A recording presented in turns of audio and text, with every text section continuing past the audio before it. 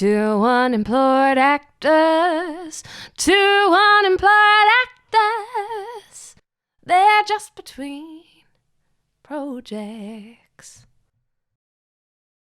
Welcome back to Two Unemployed Actors. I'm Max, and Sam isn't with us this week. You might remember last episode he was a bit crook, and it was fun editing out all those coughs. But anyway, it's all me. Aren't you lucky? So don't forget to subscribe. If you're watching on YouTube, subscribe.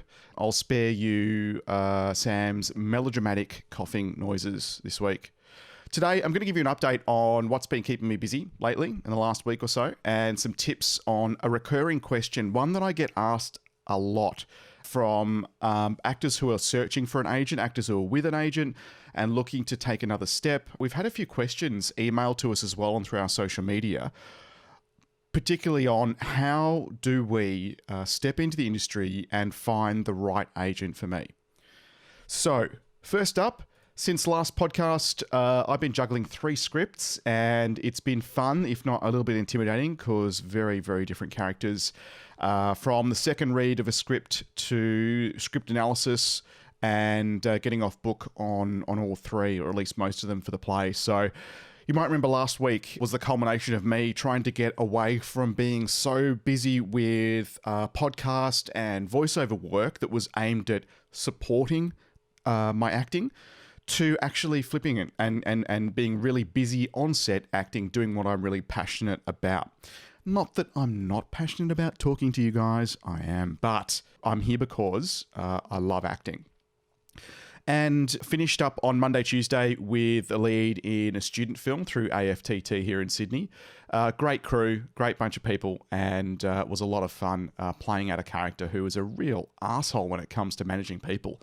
He meets his match. He gets some karma is served. So once that's finished in the edit, I will upload the link to the finished film. And in the meantime, I'll just put some photos of the shoot on the episode link. So that was fun. Rehearsal for the play. Just still trying to get off book on the last couple of scenes. Ready for next Sunday. Really want to be off book this Sunday. And I've got another student film, funnily enough, with AFTT as well. I've got the lead in that on next week. It's Monday, Tuesday. Certainly a very different role to the one I was playing on Monday. It's really about playing a middle-aged guy at the peak of his career, but suffering from a little bit of burnout, and his relationships suffer. So it's a really cool script, really original, and looking forward to playing that out. So I've got a bit of work to do when it comes to juggling these scripts and really fleshing out these characters. It's a lot of fun and it's busy. In the middle of it all, a couple of jobs from the agent. One, self-tape for a TVC audition that I couldn't make because I was on set.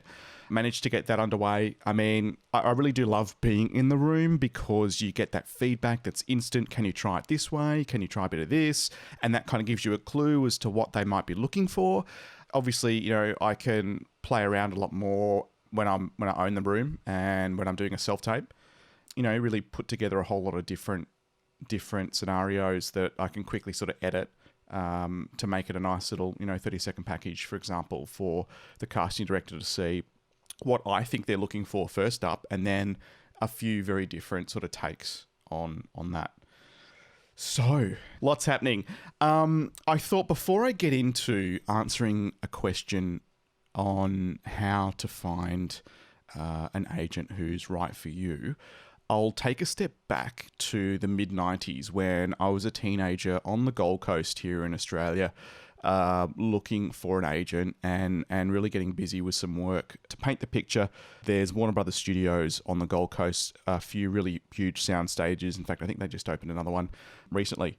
And at the time, the Australian dollar was really low, towards 60 cents. So pretty much where it is now, almost a bit lower. And a lot of American productions were coming across, a lot of international productions, and a lot of local productions as well.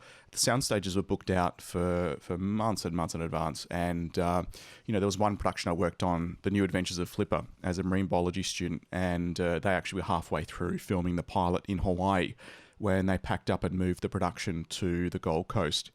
And it got picked up, and what do you know, I was a marine biology student for probably a lot longer than actual marine biology students study. It was 4 seasons, and there was so much going on. So landing there, I hadn't had an agent before, and I thought it would be a great opportunity to get on set. So with the amount of work available too, working in hospitality at the time as well, I managed to have a look at, and we're talking really pre-internet for those of you who've grown up with the internet.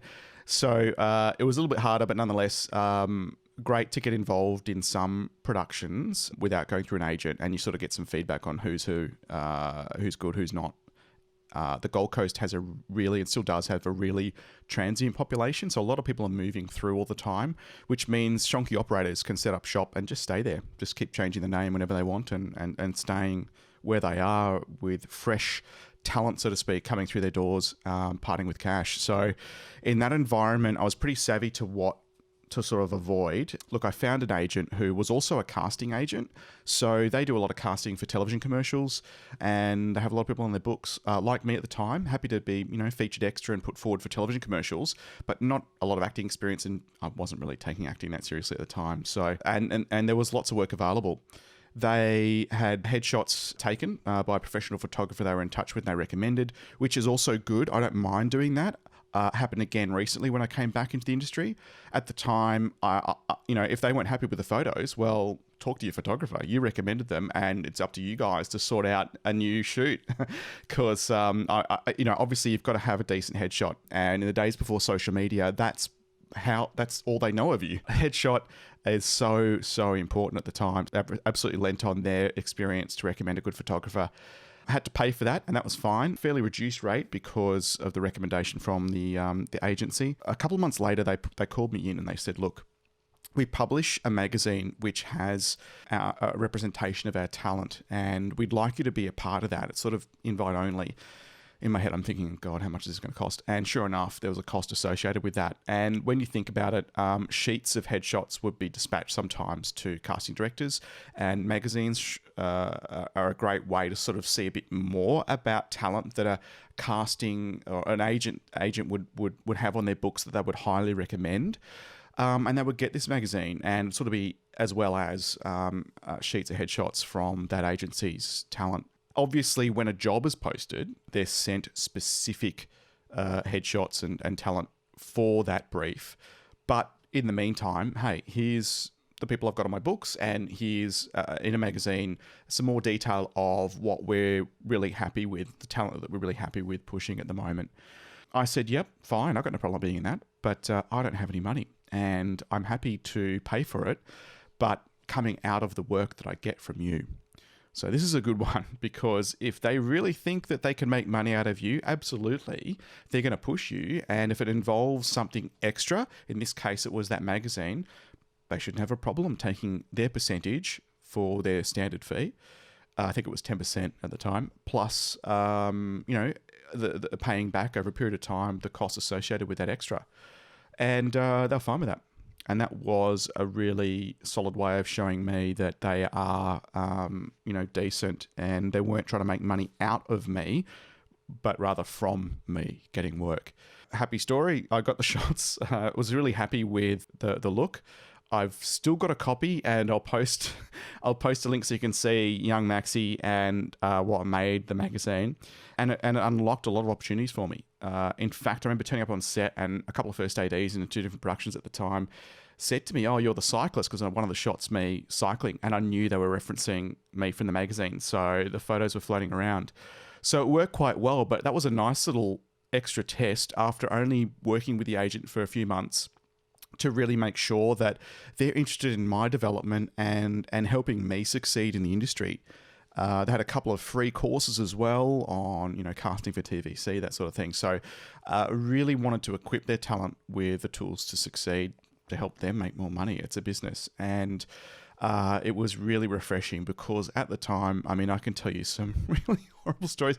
There were some agents who, they were happy for you to part with cash on the spot. They will tell you exactly what you want to hear. We think you're amazing. We've got, they've got all the frame photos behind them of productions that they've never worked on, famous people that they would never have met, to say, we're legitimate. We think you're amazing. You've got the talent. Hey, we'd love to represent you. $50 to join, and we'll send you with, our old mate so-and-so who's got a camera, and get some great photos for you, and that's another package. And then, just all these different levels of getting money out of you.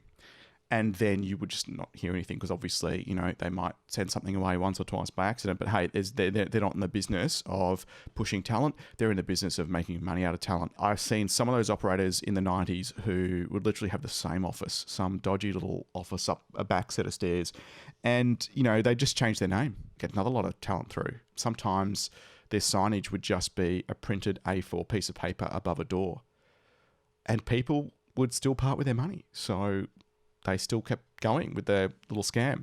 It's really disheartening because you get some people turning up and they're in the same space as you. They've been on set a few times, they've earned a bit of money, but only through their current agent, and they'd, been able to pocket $1,500, $2,000, mid-90s Australian dollars because they made a few bad choices. I remember looking for a next step, and I'd worked with this agency for quite a while, and I was looking at going to take acting a bit more seriously, do a course, a few workshops, and find an agent who was more about developing actors as a talent. I went to one agent who promised the world, and I remember being a bit worried at the time, but they didn't ask me for any money up front. So, okay, I'll hear you out. I remember going to what they called a casting for a client, and I turned up and literally the waiting room was full, and there was everyone. Men, women, from 75 years old all the way down to kids, toddlers even. It was a hodgepodge. I mean, you're used to walking into a waiting area, right, for a casting, and there's lots of people who look like you. It's creepy sometimes. But that's the norm. So immediately my my alarm has been triggered, and I'm thinking to myself, you are not casting for a particular client. There is no way you would have everyone from all these different looks coming in one after the other in a random order to do a piece to camera for a specific client. And by the time I got in there, I was fuming. I mean, I'd driven an hour and a half or 2 hours to get to Brisbane from the Gold Coast for this, opportunity. I mean, I've been to many castings in Brisbane and worked on many locations in Brisbane. It's not a problem. It's part of the job. But to get there and have this scenario play out was less than optimal.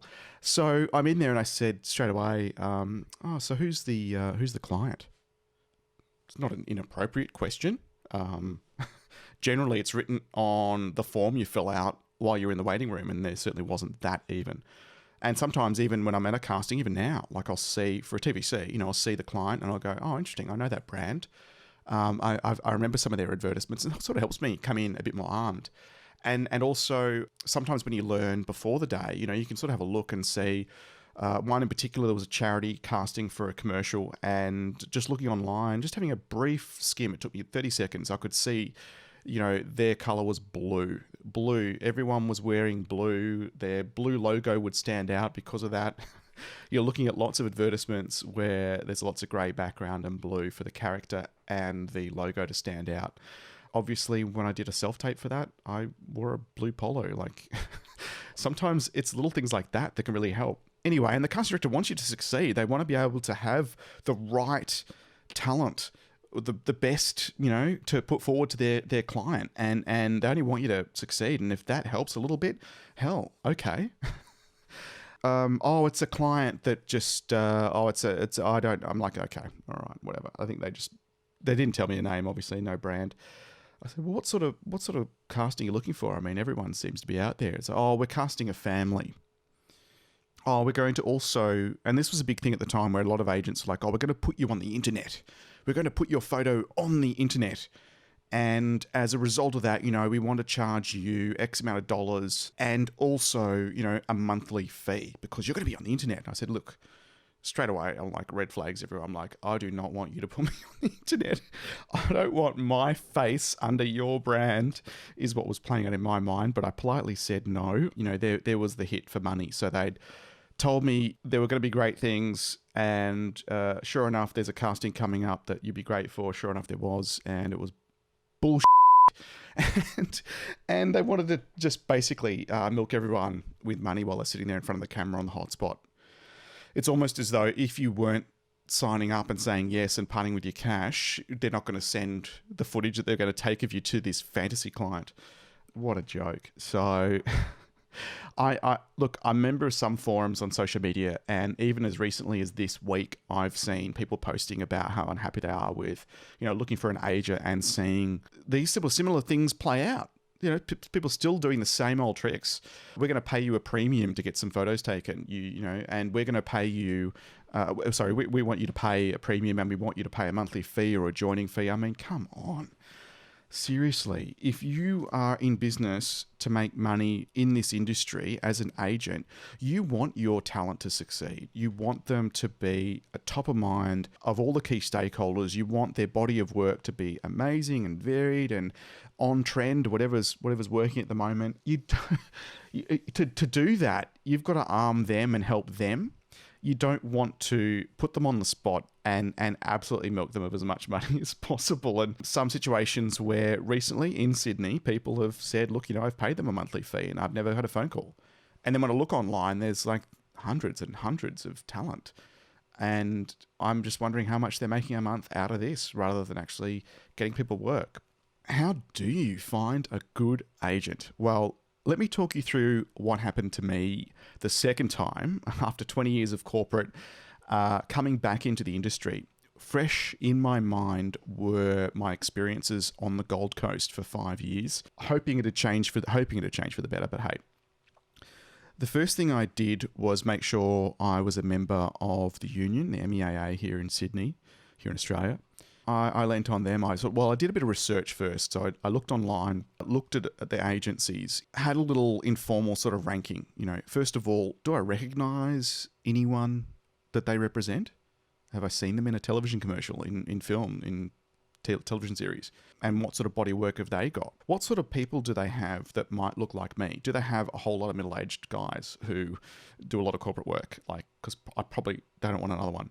Do they have 1,000 photos? Is there just so many people? Do they only do extra work and are starting to do acting? What's the, and also online, checking out reviews. But social media being what it is, it's like going on Google and saying, what's the best restaurant near me? You're going to get some good reviews, some bad reviews. So don't just write them off for a few bad reviews. Find out, because they might not be right for someone else. They might be right for you. They might not be right for others. Is what I'm trying to say. I had 3 that I'd shortlisted that sort of passed these tests. They had some talent I could recognize. They had sort of limited amount of people. There wasn't 1,000 photos of people that they were representing. There were more great reviews than average ones. I thought that'd be great for my first step coming back out of 20 years in the cold. I then called the union, and look, they, to their credit, they can't recommend one over another, and they certainly shouldn't, and they don't.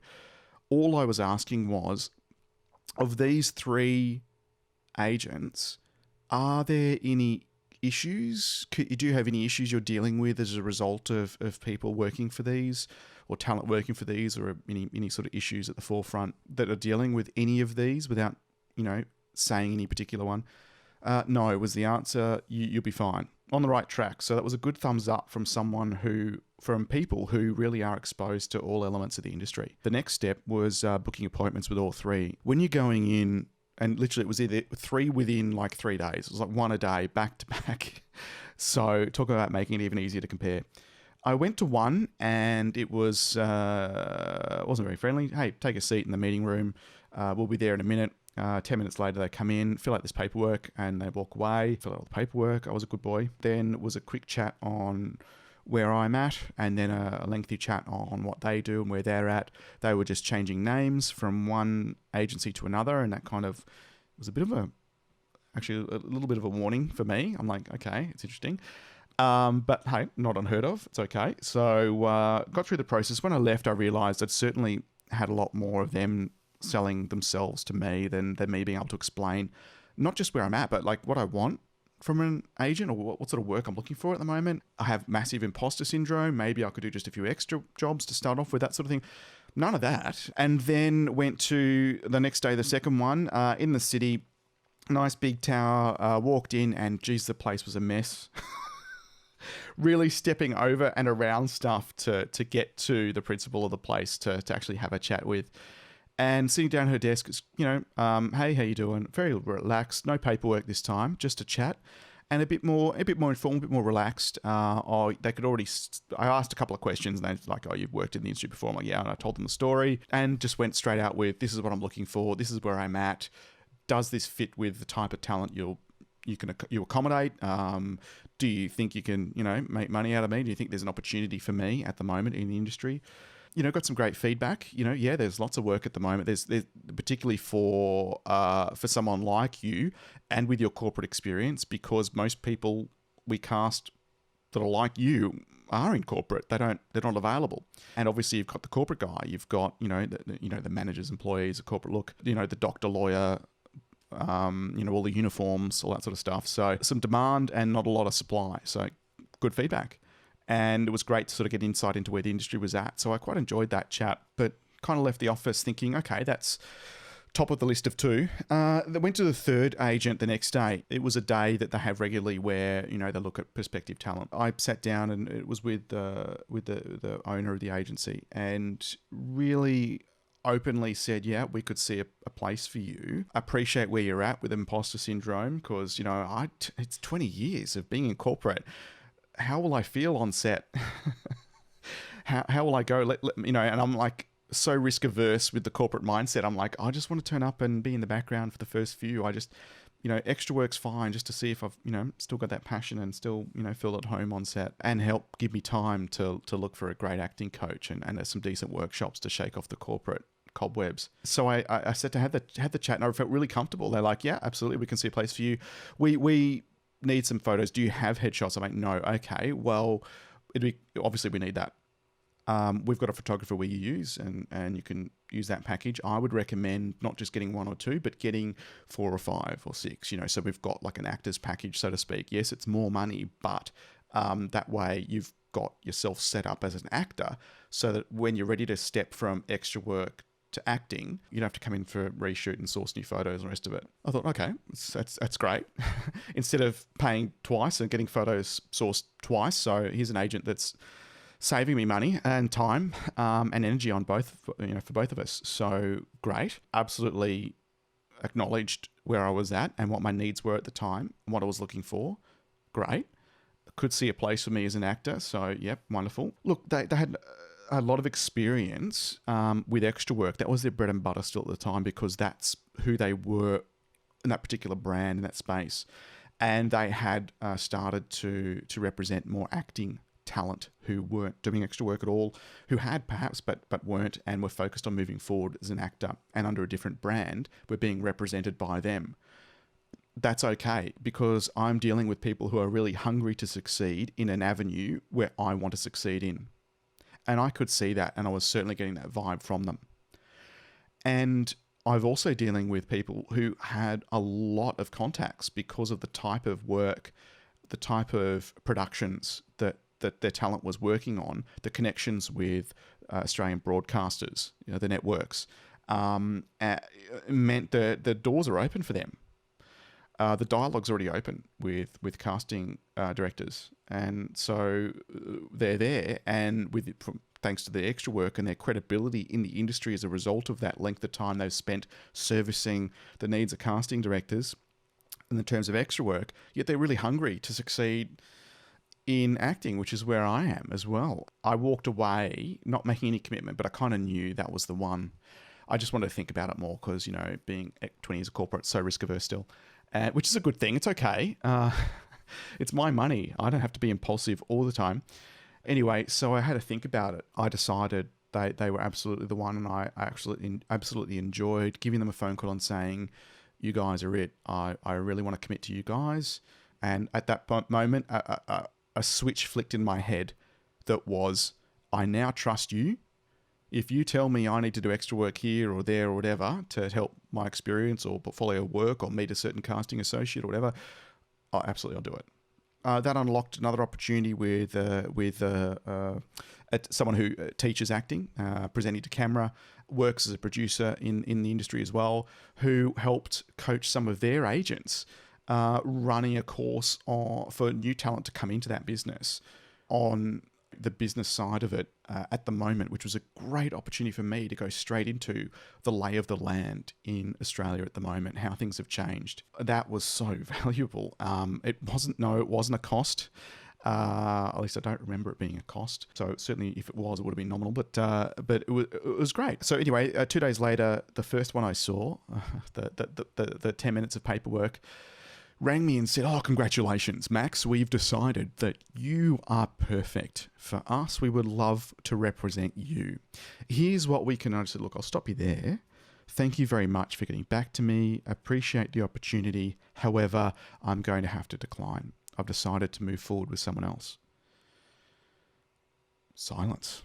And quite shocked. Can I ask who? Sure. I told them. And then they said, well, why? And I said, well, having a conversation with them, it really felt like it was one-on-one. I'm not a number of, 1,000 people.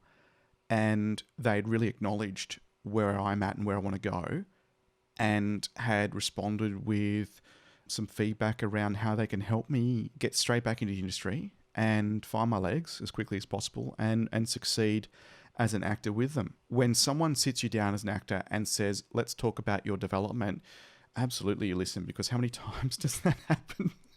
Right?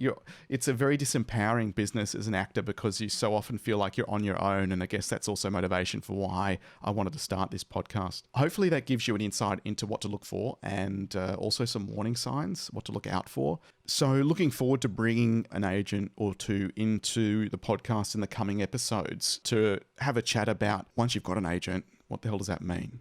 Looking forward to getting a couple of agents in to really talk about what they look for from their actors that they represent, what would make one say their level in terms of talent, what would make one stand out more and be easier to represent or better, or what things can you do as an actor with an agent to help. So thank you for listening to Two Unemployed Actors this week. I'm Max without Sam. He'll be back next week. Make sure you subscribe and follow us on social media.